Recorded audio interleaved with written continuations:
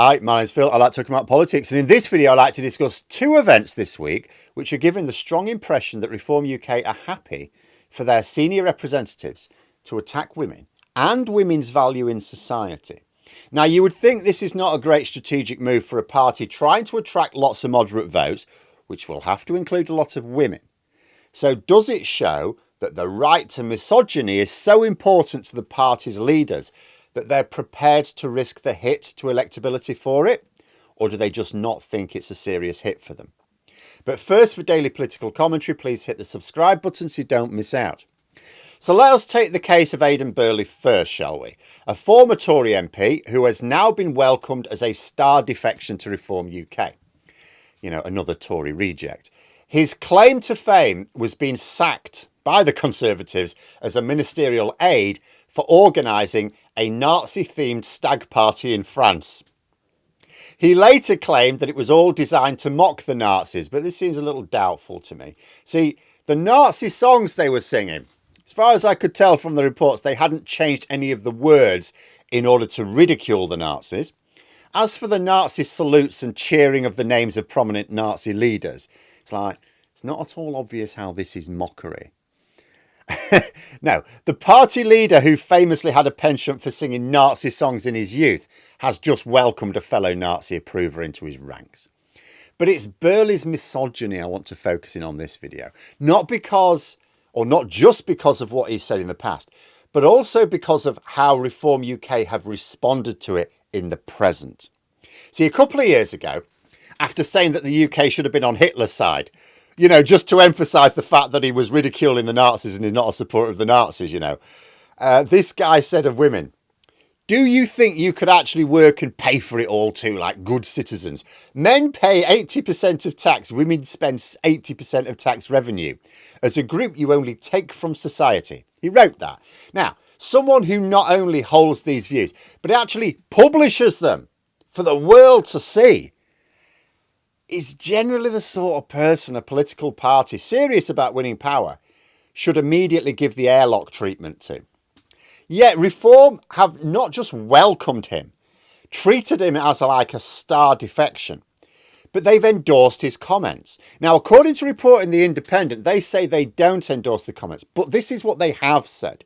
They have said that these statements were written with, quote, "an eye to inconvenient perspectives and truths."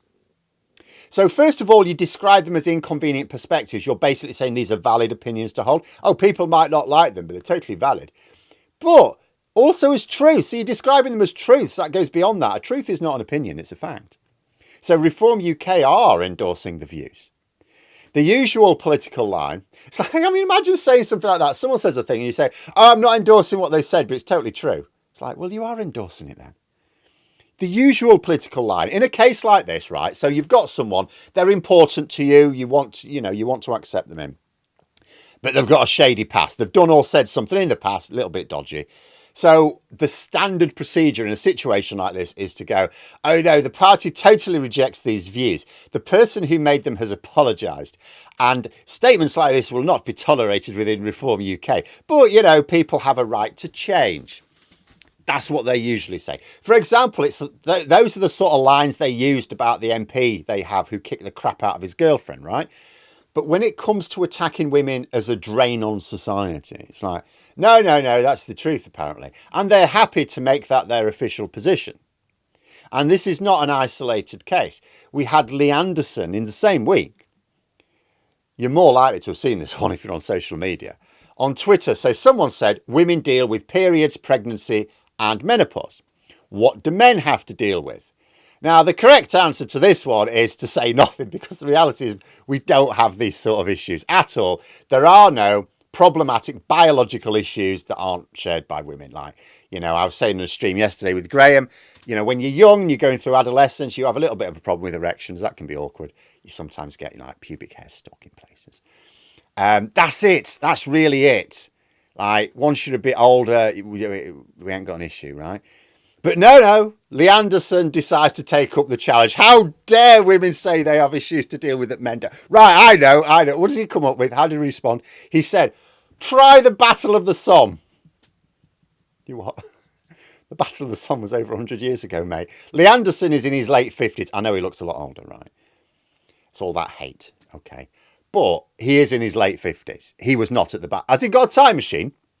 And also, this wasn't about one or two women or men, right? It was about a comparison of issues facing the sexes in general. So if Lee Anderson has a time machine, which I strongly suspect he doesn't, but it would explain how we have a troglodyte in Parliament. The general male population don't. I don't have a time machine. I've not taken part in the Battle of the Somme, right? You know, even the Daily Mail, they wrote an article on this. Even they couldn't defend him on this one. It sounded like they started to at the beginning of it because they were quoting some comments, some supportive comments, but most of they read the rest of the article and it's just like, no. In fact, they actually even reminded their readers of other times he'd said something equally crass and moronic. Now, this was arguably not as offensive to a large proportion of Reform UK's voters as literally calling them a drain on society. You know, but I mean, Reform UK, yes, they attract more men than women, famously, right? You know, but it's not massively out of kilter. Almost as many women voted for Reform UK as the Liberal Democrats. So the fact that Reform UK make no attempt to even carry out damage limitation on anti-women statements shows just how little they think it's an issue for them. Like, you know, when Keir Starmer, for example, in his speech, unwisely, had a pop at civil servants last week. Labour's, or was it the week before? Quite recently, Labour's resident firefighter, Pat McFadden, was doing the interview round the next day, backing civil servants and turning the issue into a criticism of the system rather than the people.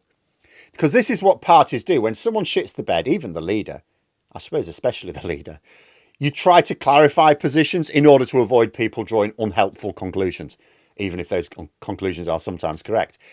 So I can only conclude that Reform UK see no problem attacking women as drains on society or deserving of no sympathy for genuine issues faced by women because some fellas once had to sit in a muddy trench.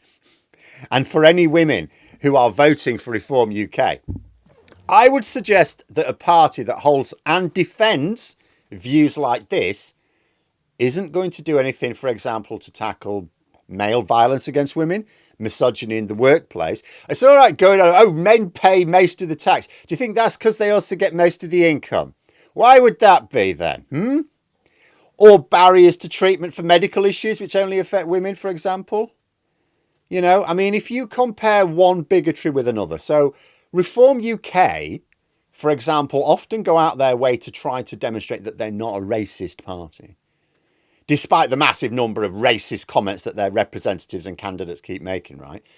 But they care enough that people might think they're racist to try and counter it. So they engage in PR to try to deny that they're a racist party or that Nigel Farage is racist, right? Yet they make no effort at all in denying their misogyny. So they think that racism is an electoral issue for them, but misogyny isn't. Now, why would that be? Is it just because the media are not reporting on Reform UK's misogyny enough for it to be uncomfortable for them? Because I find it very interesting that they seem to care more about being seen as racist than sexist, when, let's face it, the overwhelming majority of their voters are going to be white. But they do need a lot of women to vote for them. But there we are. Those are my thoughts. Let me know yours in the comments below. If you enjoyed the video, please click the like button. And if you'd like to support the channel further, you can join for memberships. Thanks for watching. And until next time, I'll see you later.